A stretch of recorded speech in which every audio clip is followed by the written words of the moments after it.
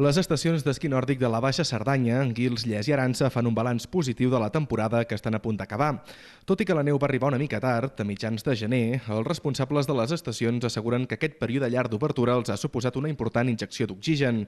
Asseguren que si no haguessin pogut obrir, molt probablement algunes haguessin hagut de tancar en no poder assumir els deutes que arrossegaven de temporades anteriors. Sí, nosaltres estàvem en una situació crítica, hem sortit de la UBI, estem a l'hospital, però hem pogut recuperar part de les pèrdues que teníem anys anteriors i ara intentarem posar-nos al dia amb totes les nostres obligacions. En un municipi com Lles, que disposa de dues estacions de nòrdic, Lles i Aransa, és vital que a l'hivern hi hagi neu a pistes. Les cases rurals i els petits hotels de la vall noten molt si les estacions estan obertes o no. La veritat és que sí, perquè, esclar, tot estava molt malament.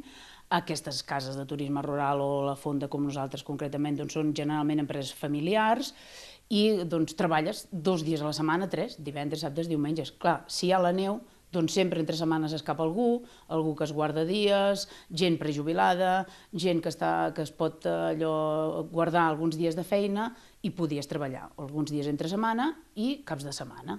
Lles i Aransa encara obriran aquest cap de setmana, tot i que possiblement serà l'últim de la temporada que ho faran.